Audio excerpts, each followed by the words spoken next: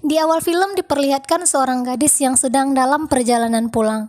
Selama perjalanan pulang, dia merasa gelisah karena seperti ada yang mengikutinya. Sesampainya di apartemen, gadis tersebut mendapati kamarnya dalam keadaan gelap. Dia sudah beberapa kali mencoba menghidupkan lampu, tetapi tidak bisa. Akhirnya dia menggunakan lampu yang ada di ponselnya sebagai alat penerangan. Dan tak lama kemudian, dia mendengar suara dari dalam ruangan tersebut. Dia mencari tahu sumber suara tersebut, dan saat mengecek sebuah lemari pakaian, tiba-tiba seseorang muncul dan langsung membekapnya dalam kegelapan. Dan film pun dimulai. Adegan berpindah di sebuah kamar apartemen seorang perempuan yang bernama Jo Kyu-min. Dan dia sedang tertidur bersama seorang pria.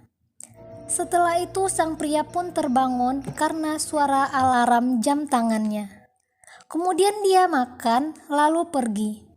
Selanjutnya disusul oleh Kyun-min yang juga terbangun dan dia bersiap-siap untuk berangkat bekerja. Sebelum meninggalkan apartemennya, tidak lupa dia menutup kloset dan merapikan jemurannya. Saat ingin mengunci kamarnya dari depan, dia merasa ada hal yang aneh karena door lock pintunya terbuka dan tampak kotor. Demi keamanan, dia mengubah kata sandi pintunya menjadi 1784. Sesampainya di tempat kerja, Kyun-min menjalankan tugasnya sebagai teller di sebuah bank.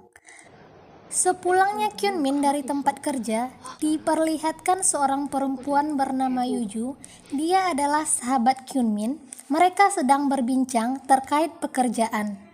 Dan Kyun-min mengungkapkan ingin mendapatkan perpanjangan kontrak agar memiliki uang yang cukup untuk pindah dari apartemennya yang sekarang.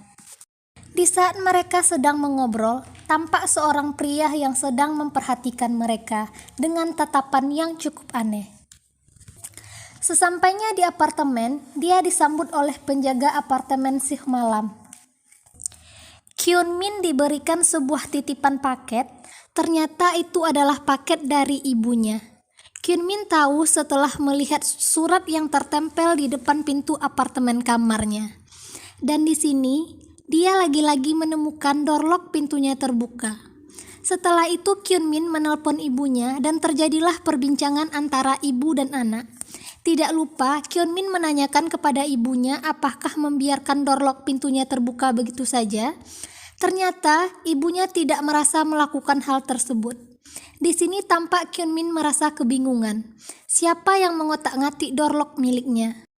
Saat akan tertidur, tiba-tiba terdengar suara orang mengetuk pintu. Tidak hanya mengetuk, bahkan orang tersebut memasukkan kata sandi pada door lock. Namun beberapa kali dicoba ternyata gagal. Dan yang lebih parahnya lagi, gagang pintu kamarnya digerak-gerakkan dengan cepat seperti akan dibuka dengan paksa. Akhirnya Kyun-min memberanikan diri untuk mengecek siapa orang tersebut. Namun dilihat dari lubang pintu ternyata tidak ada siapa-siapa. Kyun-min yang merasa khawatir akhirnya melapor kepada polisi. Polisi pun datang dan melakukan pengecekan. Namun, karena tidak ada barang bukti yang kuat, akhirnya kejadian tersebut tidak bisa ditindaklanjuti. Dan ternyata, menurut pengakuan dari polisi, bukan kali ini saja Kyun-min melaporkan hal serupa, yang berarti dia sudah mengalami kejadian yang sama di hari sebelumnya. Keesokan harinya, Kyun-min terbangun dengan kepala yang sangat pusing. Sama seperti hari sebelumnya, dia bersiap-siap dan pergi berangkat bekerja. Sebelum dia meninggalkan apartemen, dia diajak berbincang oleh penjaga apartemen shift pagi yang bernama Han Dong-hun. Di sini Kyun-min hendak ingin memeriksa CCTV di apartemen untuk mengecek pelaku yang semalam mengganggunya. Namun, karena dia sudah agak terlambat bekerja, dia menunda pengecekan CCTV. Adegan berpindah di sebuah bank. Tampak Kyun-min sedang melayani pria bernama Kim Ki-jung. Kalau dilihat-lihat, pria ini sepertinya tidak asing ya. Ya benar, Dia adalah pria yang memperhatikan Kyunmin dan Yuju saat di dalam kereta. Terjadi perbincangan antara mereka berdua mengenai pelayanan bank seperti biasanya. Kijung terus memandangi Kyunmin, sepertinya dia menyuka Kyunmin. Lalu, Kijung mengajak Kyunmin untuk pergi ngopi bareng, yang jelas ditolak oleh Kyunmin dengan jawaban yang halus. Tidak terima dengan hal tersebut, Kijung membuat keributan sampai akhirnya dia diusir oleh satpam. Sepulangnya dari tempat kerja, Kyunmin melihat penjaga shift malam sedang dimarahi oleh atasannya karena tidak bisa menjaga tempat tersebut dengan aman, sehingga banyak masalah terjadi, termasuk laporan dari Kyunmin sebelumnya. Kyunmin segera bergegas ke kamarnya karena merasa tidak enak dengan penjaga apartemen. Di malam hari, saat Kyunmin tertidur, tiba-tiba muncul seorang pria dari bawah ranjangnya. Pria tersebut memberikan obat bius pada Kyunmin. Lalu pria itu mandi dan tidur di samping Kyunmin. Nampak juga jam tangan yang ada di awal film. Di hari berikutnya, Kyunmin mendapatkan kabar baik karena dia diangkat menjadi karyawan tetap di bank tersebut. Namun, tidak hanya kabar baik yang dia terima. Kyunmin juga apes karena bertemu lagi dengan si pria aneh Kijung yang lagi-lagi mengganggunya. Kyunmin ditahan saat hendak menaiki bus dan diajak pulang bersama. Untungnya, manajer Kyunmin yang bernama Manajer Kim datang menolong Kyunmin dan mengantarnya pulang. Sesampainya Kyunmin di kamar apartemennya, dia mendapati kamarnya gelap dan dia berusaha menghidupkan lampu namun tidak bisa. Wah, kayaknya akan terjadi lagi deh seperti di awal film. Tapi tenang aja. Tiba-tiba, manajer Kim datang ke kamar Kyunmin. Awalnya hanya ingin mengembalikan dompet Kyunmin yang tertinggal. Namun, akhirnya membantu untuk memperbaiki menyalakan lampu kamarnya. Setelah lampu menyala, tampak jemuran pakaian pria terpampang di tengah ruangan. Manajer Kim mengira itu milik suaminya Kyunmin. Namun, Kyunmin menjelaskan bahwa itu hanya tanda agar Kyunmin terlihat sudah berkeluarga dan tidak diganggu orang jahat.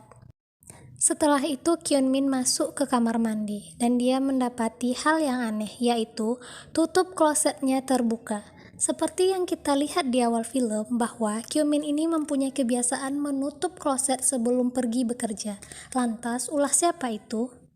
Di sisi lain, Kyunmin juga merasa curiga pada manajer Kim yang tiba-tiba datang ke kamar apartemennya, padahal dia tidak pernah memberitahu nomor kamar apartemennya. Dia lalu menanyakan kepada manajer Kim dan sebelum pertanyaan itu dijawab, dia sudah lari keluar apartemen dan turun ke bawah dengan alasan membeli kopi. Padahal Kyunmin memanggil polisi, meninggalkan manajer Kim sendirian di apartemennya.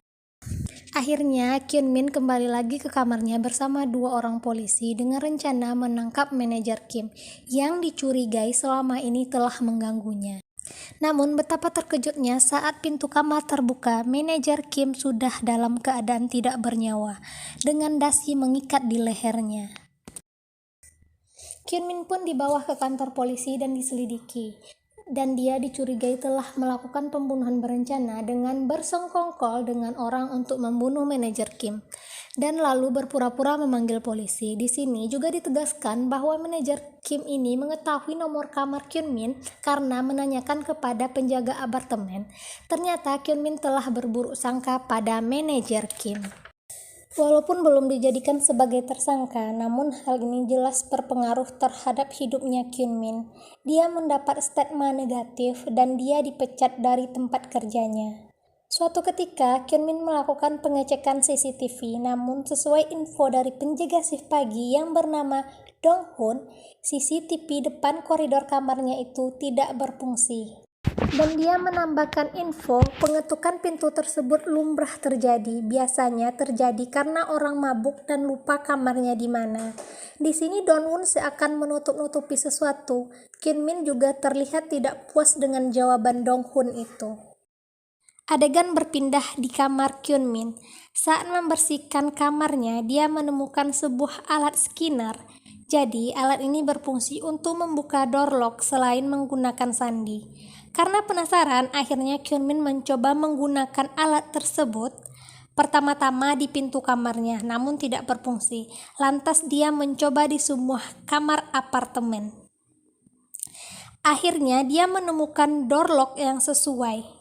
Dan dia masuk ke kamar itu lalu mencari tahu siapa pemilik kamar itu.